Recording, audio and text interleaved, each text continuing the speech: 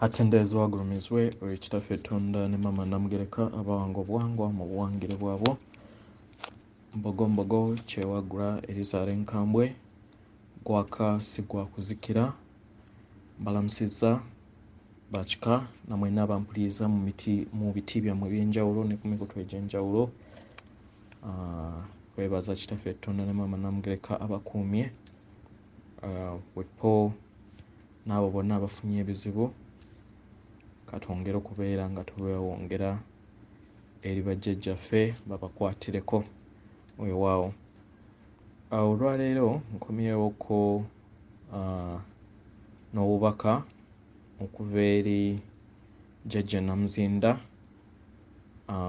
eri abazzukulu oba eri baganda baffe ku nsi yonna ku sseŋŋendo kwe tutudde. Weewaawo oli wa ddembe okusobola okubeera nga okola oba nga otwala obubaka buno engeri nga wengenda obbukuwa oba okubugaana obulamu bubwo. Buli kimu buuzanga omuzimu gwo oba emmeeme eyo weebeera nga tekkiriziganya na nsonga eyo, then ky'oba okola goberera ekyo omutima gwo kwe gubeera kisazeewo. Weewaawo step esooka oba ekintu kye njagala twogereko ko olunaku olwaleero y'engeri y'okuggyamu obubaka Jjajja Namuzinda bw'atuwadde, engeri y'okuggyamu amasannyalaze amabi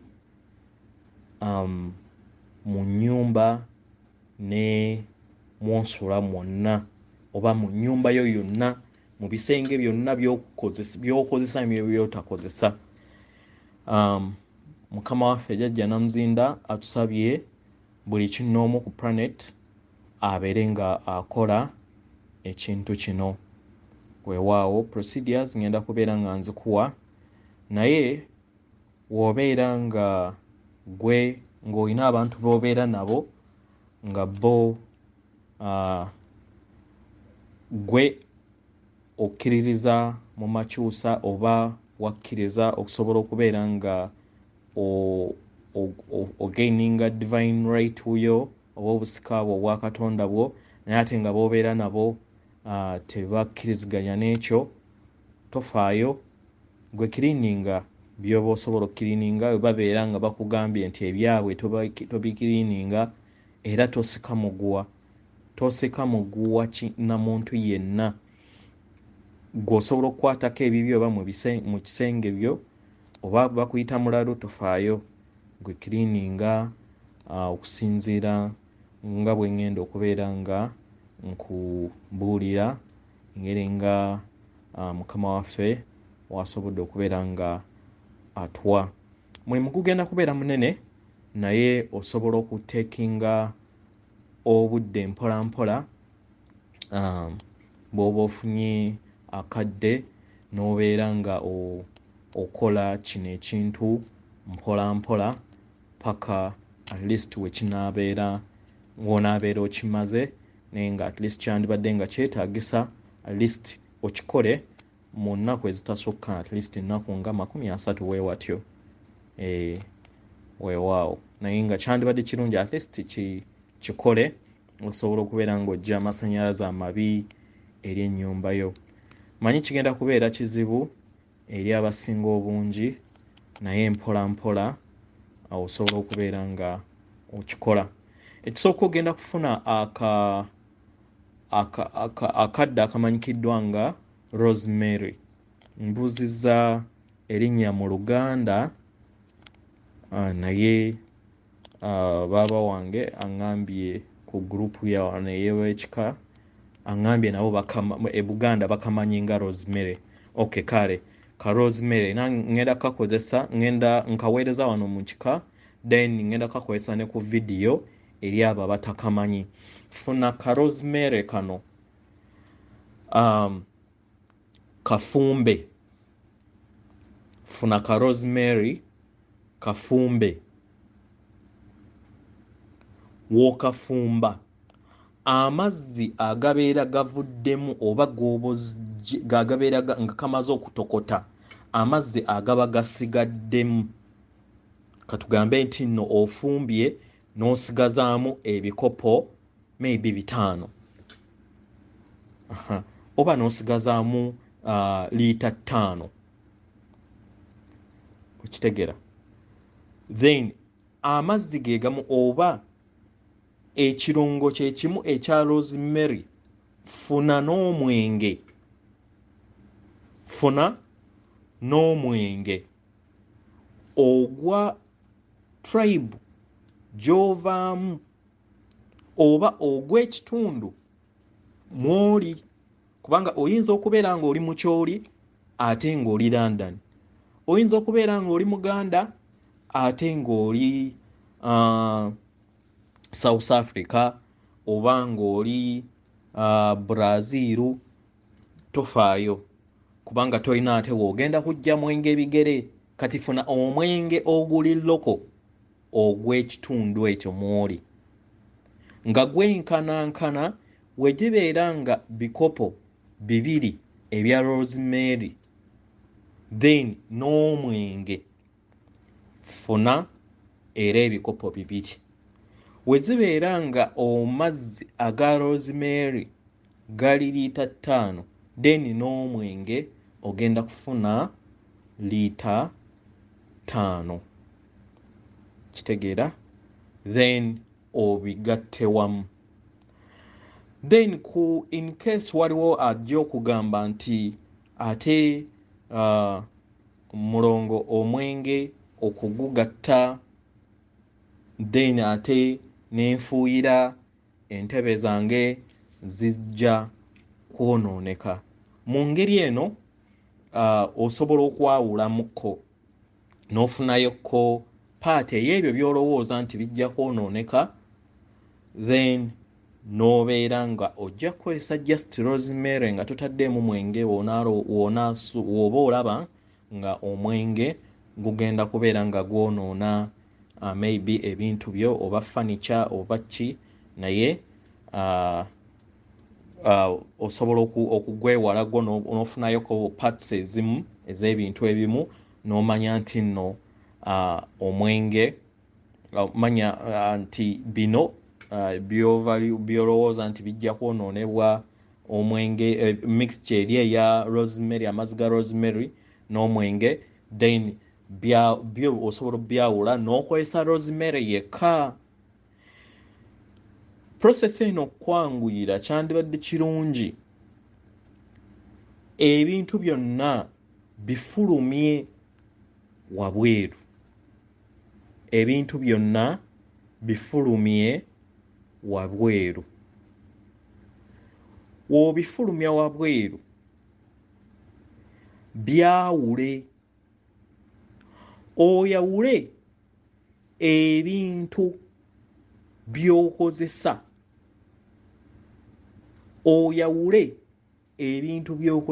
era ng'obikozesa buli lunaku oyawule ebintu by'otakozesa naye ng'oyagala just kubirabako bulabi naye nga tokyabikozesa byakaddiwa oba waliwo maybe nga lugoye lulungi naye nga oludde ebbanga tolwambala oba ekintu oludde ebbanga tokikozesa naye ate nga okiyina ng'okyagala nnyo naye nga tokikozesa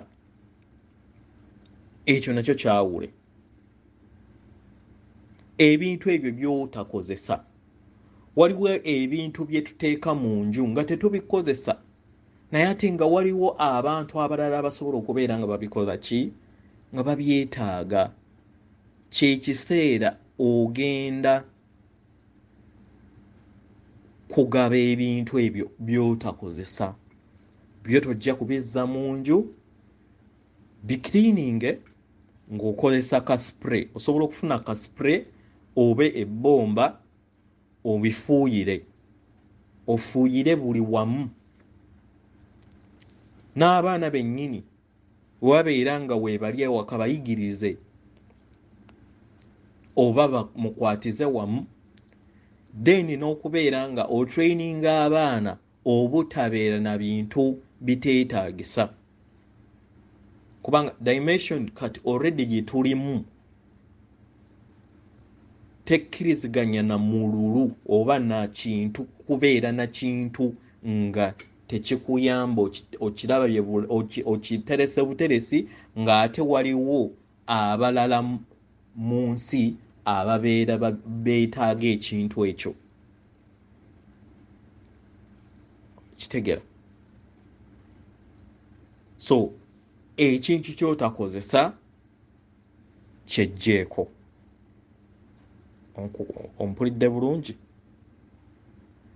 Ekintu ky'otakozesa oyinza okubeera ng'okyagala naye ng'amazima nga waliwo omuntu omulala akyagala naye ate nga gwe oyagala just kirabako bulabi oba kyakaddiwa, lugoye lwakaddiwa, engatto yakaddiwa, w'obifulumya yawulamu by'okozesa by'omanya nti nno engatto zino bwe ziti nnyina peya 2 naye mu wiiki nyambalako peya 7, ziri endala z'otakozesa oba ne 3 zenkozesa ku pate 10 z'otakozesa ogenda zisprayinga naye togenda zijjaayo mu nju, ogenda zigaba. Okitegera? N'ebintu ebirala byonna by'otakozesa mu kaseera kano ogenda bikola ki? Ogenda bigaba. Byonna by'otakozesa ogenda bikola ki? Bigaba.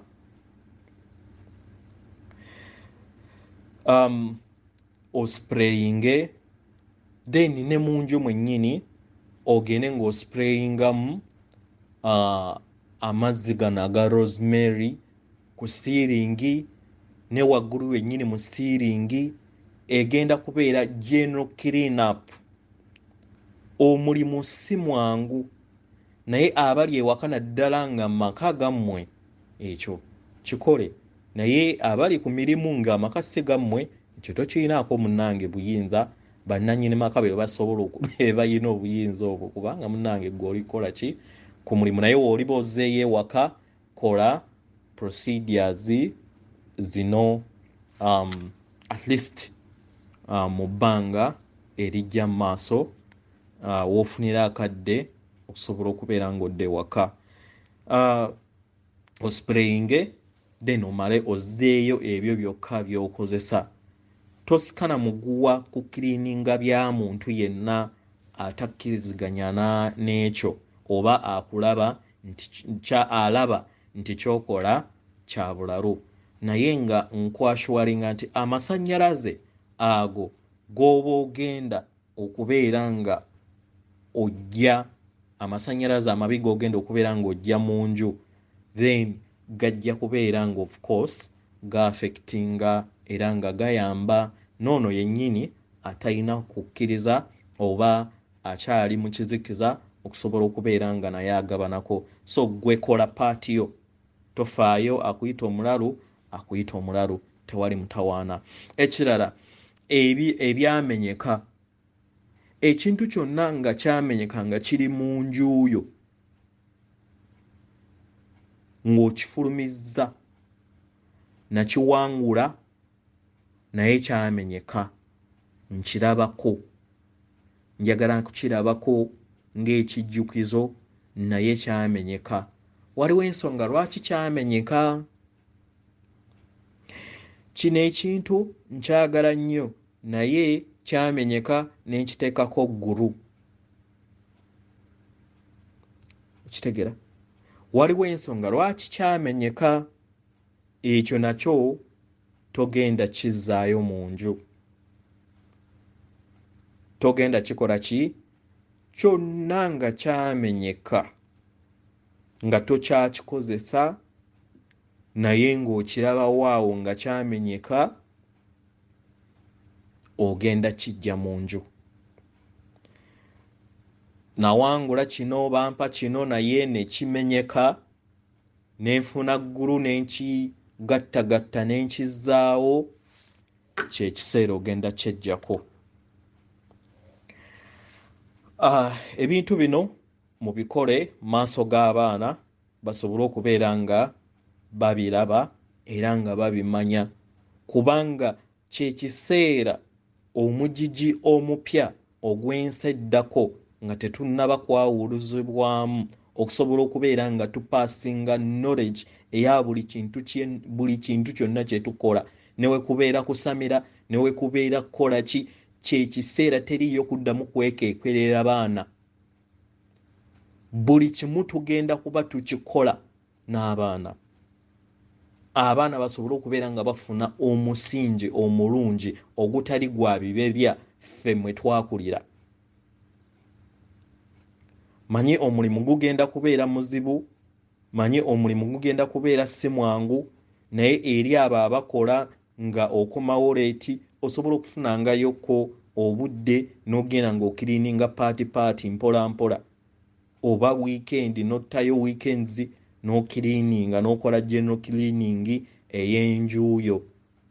Kitegeera ebyamenyeka tobizzaayo, byotakozesa nabyo togenda bikola ki, bizzaayo. Kozesa rosemary ne alukoko oba omwenge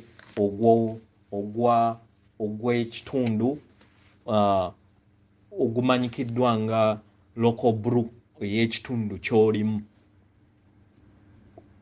W'obeera ng'oli Muganda ojja kukozesa omwenge omuganda. Kitegeera osobola okubeera ng'oyagala n'okukozesa waragi ono gwe bafumba obeera nga toyagala naye enjuyi eba ejja kuwunya nnyo, naye at least kozesa guno omwenge omuganda ogukyali omuto. Then ne akantu ako akamanyikiddwa nga rosemary.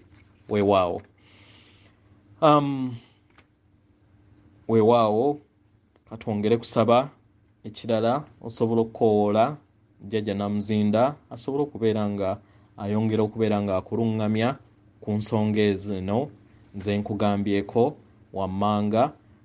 Waggulu awo webeera nga waliwo ekirala kyayagala okubeera nga akugamba okubeera nga otereeza ewakaawo, amukoowoole asobole okubeera nga akuyambako kikulaga mu mubaka, osobole okubeera ate nga okitereeza okuggyawo amasannyalaze amabi nga twetegekera amakyusa ago agatujjidde era agatuli mu bwenyi bwaffe.